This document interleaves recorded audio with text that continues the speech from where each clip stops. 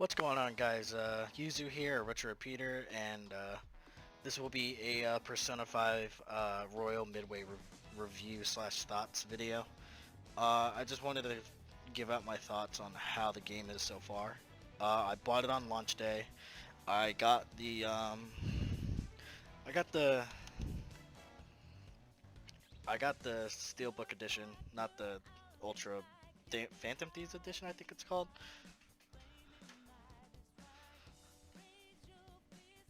So I've been playing that, and if you guys know me or anything at all, I fucking loved Persona 5. It is literally, I am not joking, I think it's top 3 best games of all time, at least for me.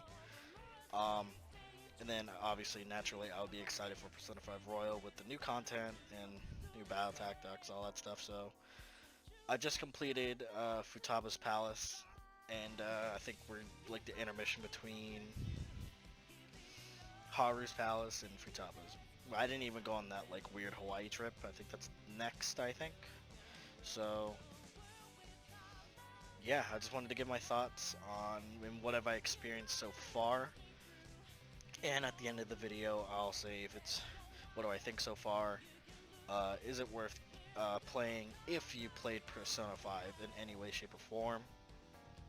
And is it a good game to jump into after if you've never played Persona before? The first thing on the list is the differences in palaces. So there's not a lot of changes in the palace than I thought it would be. 90% of the palaces are all the same. They're all the same. You run through the same story, no different dialogue and anything. The only things that are different in the palaces are the will seeds and the skyhook thing.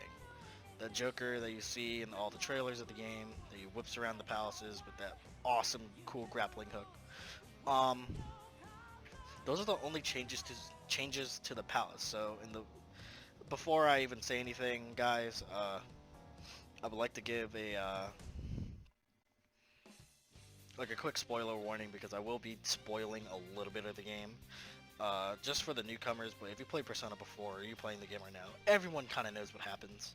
So I would like to just, there you go, spoiler warning. So the new changes in the palaces are the will seeds and the skyhook. The skyhook is the thing that where you see in all the trailers and all that stuff where Joker flies around with the grappling hook, which is a fucking super cool thing. But I thought it'll be used a whole lot more, and it changes as how you can play the palace. Not really. All the palaces are 90% the same. Same dialogue, same path, same map. It just some locations require you to grapple hook there to A to B or to get you to the will seed spots. Um, the will seeds things are kind of cool because it gives you more incentive to explore the entire palace more because it gives you, I think it just heals you. It's supposed to give you power, they say in the story, but it doesn't. All I see is that it gives you just a little bit of a boost in health and SP for grabbing each will seed. And if you grab all 3 of them, and each palace is 3, if you grab all 3 of them, you get an accessory, and then you bring to Jose and Mementos, and he'll give you a skill card or another accessory that you can use in your personas or your party members.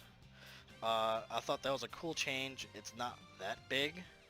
I thought it would be a hell of a more big change in the Persona palaces, but it's not. Uh, I do say I did like it. I thought it was cool. Um, but other than that, it's just not that big of a change than what I've seen so far. It gives you just like a slightly different way to play the palaces and just a little bit more incentive to search for the will seeds because it gives you like a cool thing at the end and you get powered up a little bit more better. Alright, next is the battle, the battle tactics. When I mean battle tactics, it's just the gameplay wise. You know, the turn-based basically turn-based combat. The sudden changes are so far is obviously the new Showtime attacks, which is a upgraded version of the follow-up attacks. So two people require it. I think I have Morgana's and On's. That's the first one you get in Makoto's palace. The second one is Ryuji and Makoto. The third one is Ryuji and Yusuke, and that's the only ones I've got so far. They are really cool. They are really flashy. It is an animated cutscene too, and it does a shitload of damage, especially if it's a baton pass. I thought that was pretty cool to add. It gives it a little bit more variety in the gameplay instead of just using your personas and just exploiting the weak points like the last game. I thought that was cool. Also, I think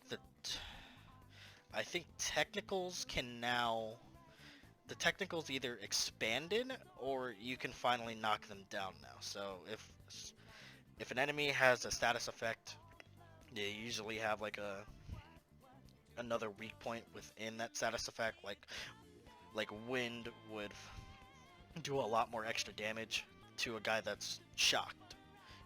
So now it has a chance for them to get knocked down, and then you can do a hold up on that persona after exploiting the technical. So I thought that was cool. Another thing is there another thing?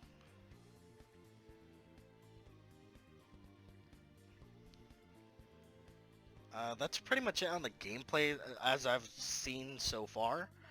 Um, I'm pretty sure that there's going to be a little bit more things that I can do, which is going to be later down the line. I'm only halfway through the game.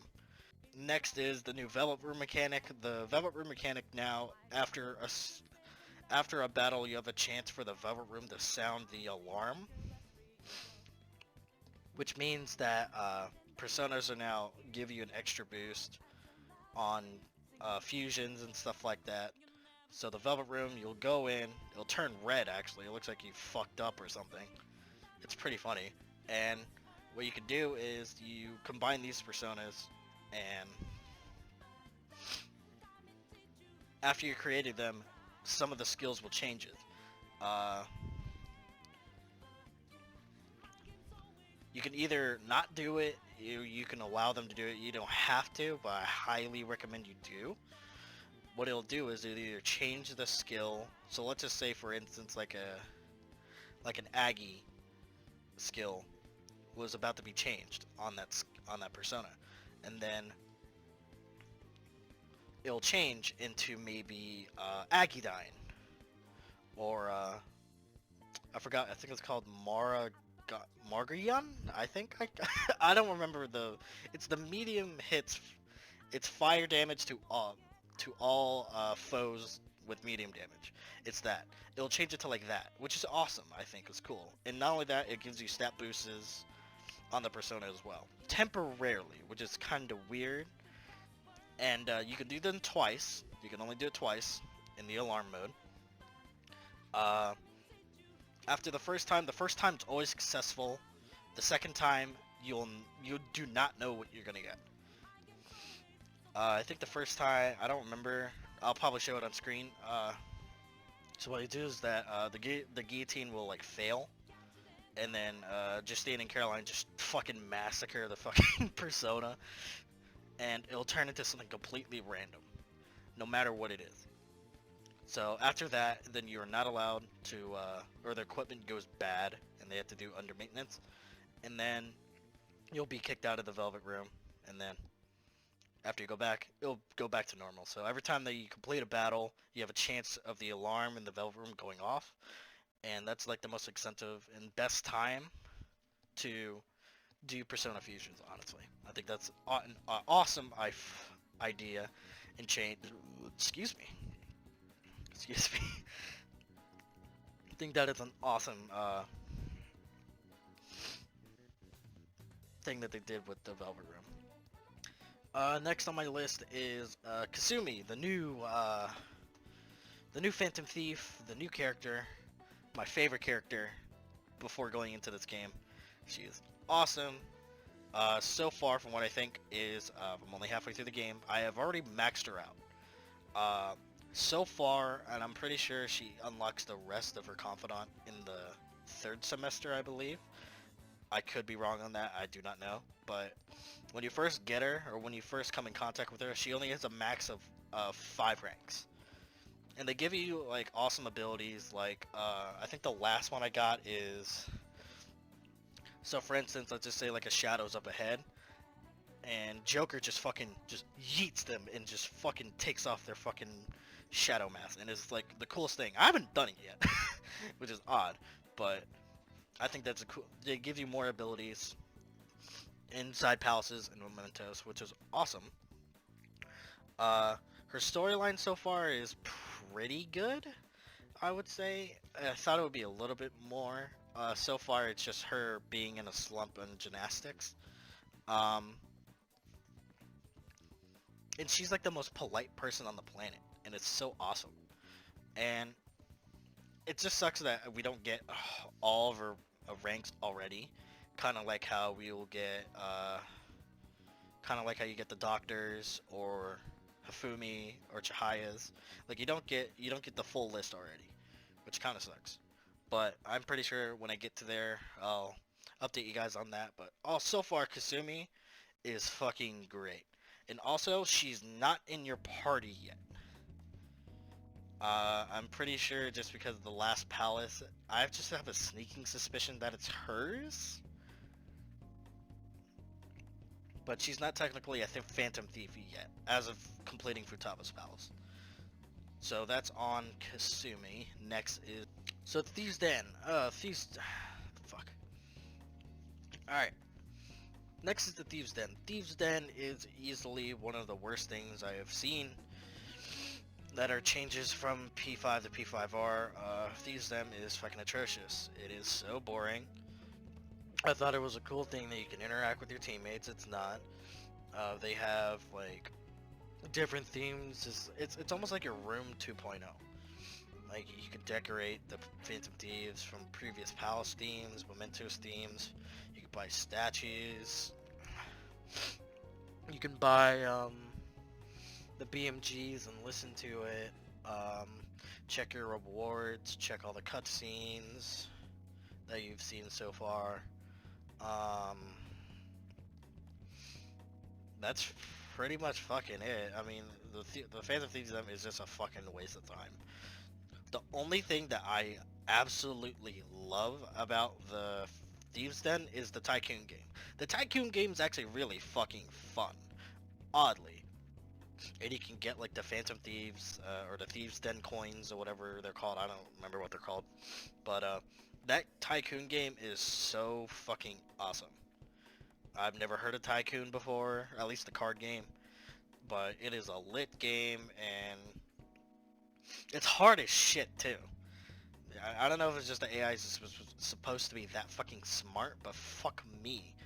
I don't know if I'm bad at it either, but Jesus Christ, the game is fucking hard, but it's hella fun too. I mean, my god. That's the only thing I can say about that. You can interchange your opponents. 4-player or yeah, it's a 4-player card game. It's pretty damn good.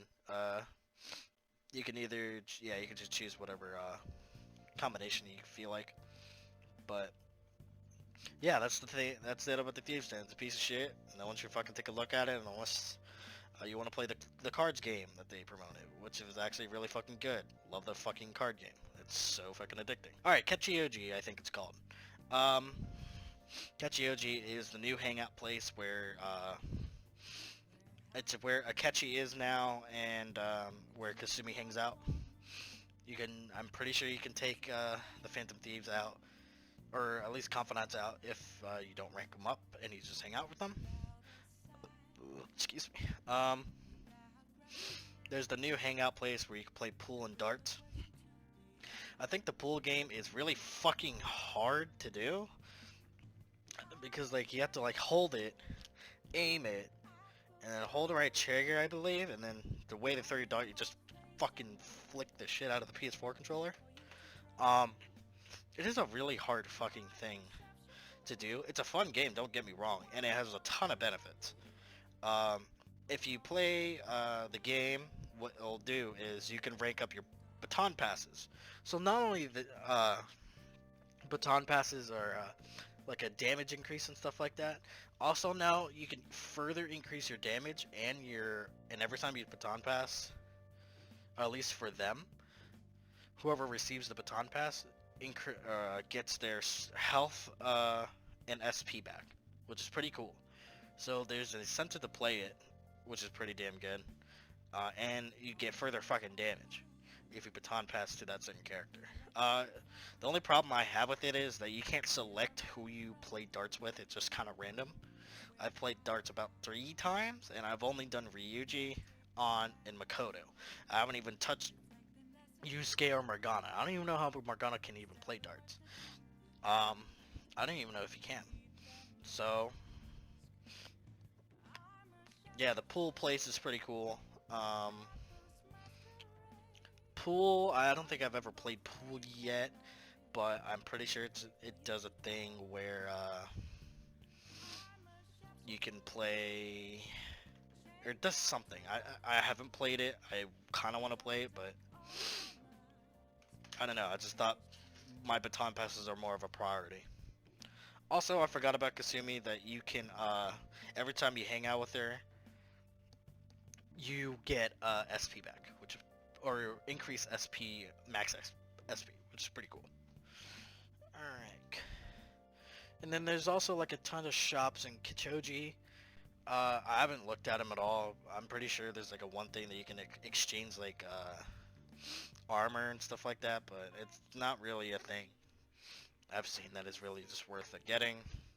Other, healing items and gifts and stuff like that, like the underground Shibuya shopping mall. So that's pretty cool. Doctor next. So the doctor's a pretty cool thing to. The doctor's a pretty cool new confidant. I'm pretty sure he has a max of 10, unlike Kasumi. He has like the psychological stuff down and like mental health at your high school. All you have to do is just go down to the first or third floor of Shujin, and he's ready to hang out. He'll text you a lot. He will fucking contact you a fucking lot. Way more than Ryuji does about fucking doing something. So, his storyline so far from what I've gathered is just... I don't know if I've just been not paying attention, or his storyline's just that fucking forgettable. I'm pretty sure he's just trying to build up research on cognitive sciences, which is really weird.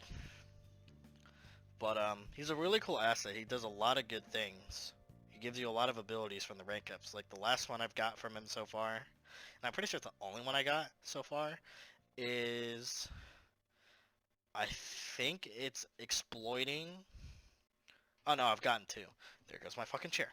The first one is I'm pretty sure you can identify either a weakness, a nullification, resist, or just neutral to whatever skill. So let's just say, for example, like Fry. Like a Shadow would be weak to Fry. You can spot that out. He'll nullify Curse. He'll spot that out. He'll resist Gunfire. He'll spot that out. So you have the ability to further analyze your personas, which is pretty cool, especially if you do not know any of the weaknesses for the persona. Fucking hate my chair. Next is the flow thing that I got from him. Flowing automatically just makes you concentrated at the beginning of a battle, or a slight chance, which is pretty damn cool.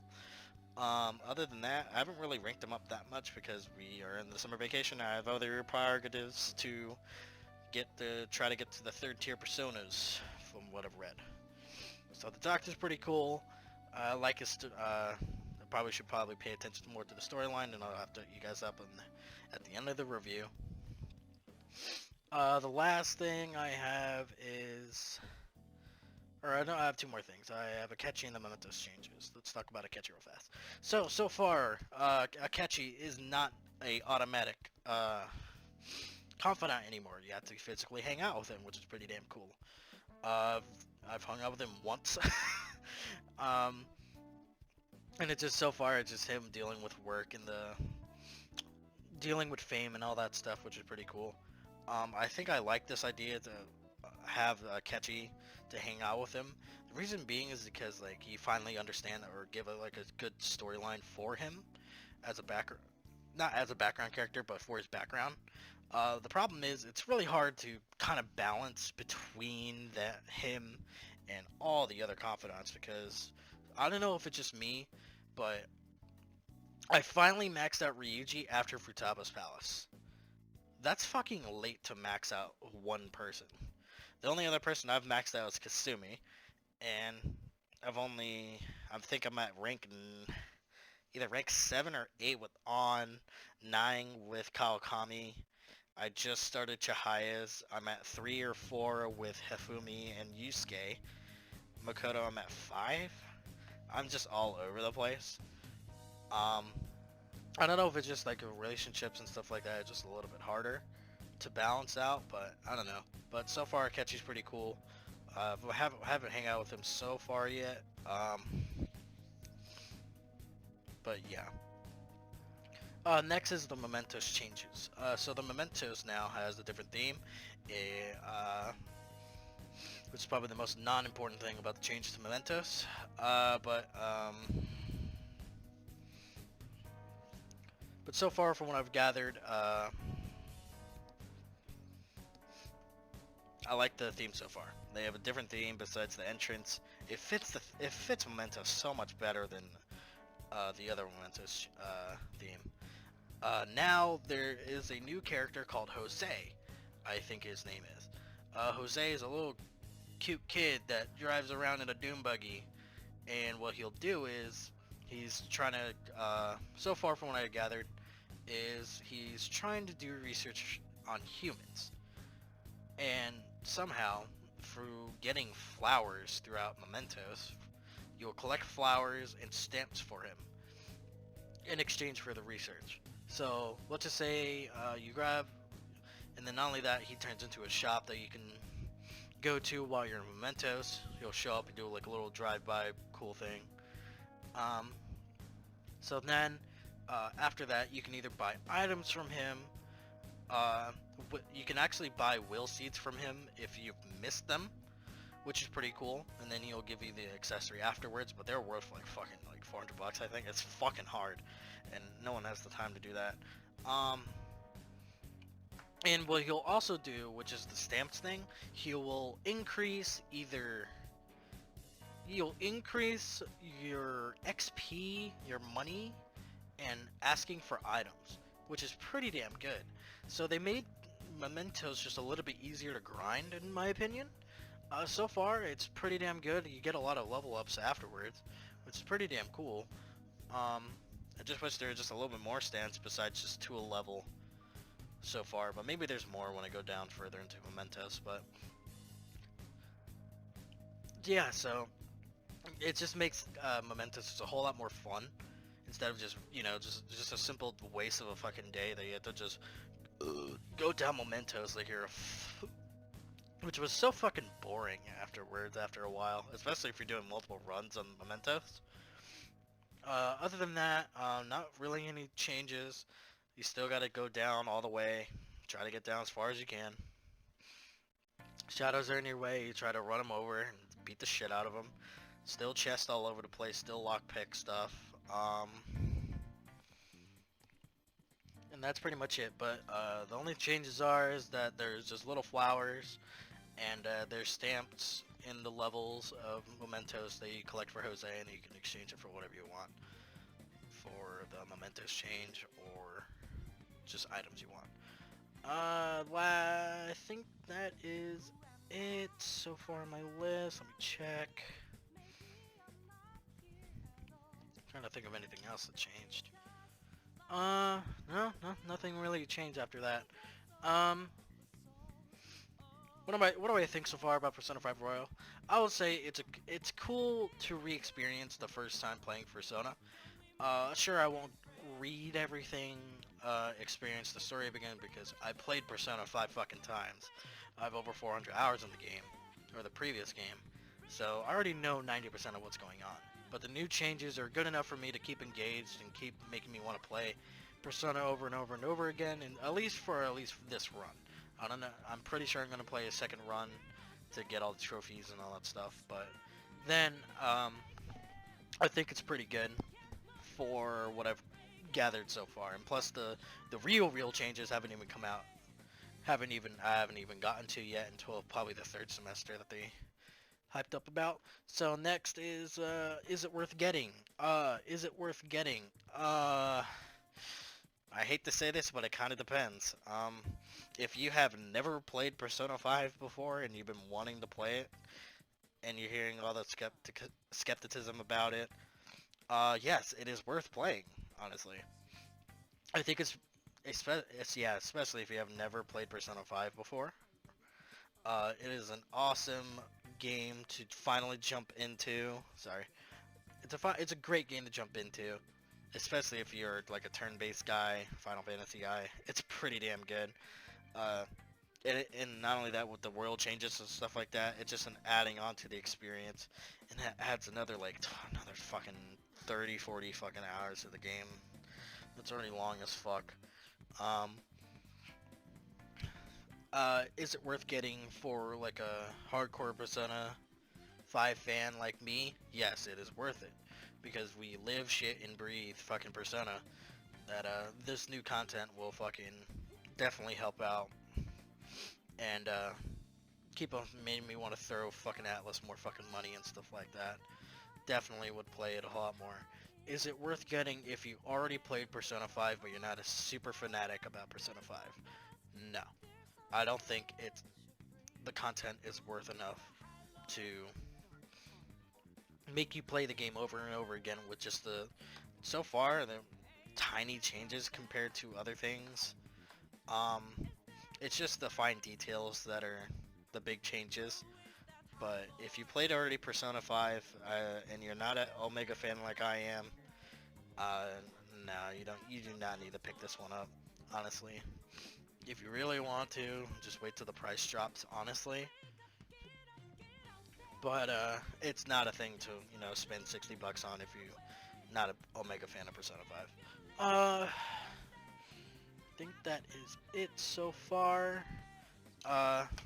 Yeah, I think that's it so far about the changes. Um, I'm enjoying it so far, so I'm really happy to say that Persona is still pretty damn good for what it is. Um, I do stream this game. I stream on Twitch, twitch.tv/retrorepeater if you want to see me play through this game. I do have technical difficulties at times because I'm using PS4 Remote Play because I'm on a PC setup. I am not on a Elgato capture card setup. So sometimes it'll just lag and I'll just get pissed off and just shut off the stream. But I do stream, and if I do, I stream for long hours because I love playing this game. So if you want to check me out in there, feel free to check that out, and the link will be in the description as well. Uh, and that's it. I think so far it's been pretty good, and yeah. Thank you guys for watching this, my thoughts so far, and I'll probably update you guys when I finish the second semester, or who would that be? It would either be the Mementos. It would either be the Mementos run or Shido's Palace. I don't know when they cut off the second semester. It's gotta be Mementos. So yeah, I'll check you guys up on then. Other than that, just watch me on Retro Repeater on Twitch, and yeah, see you guys next time.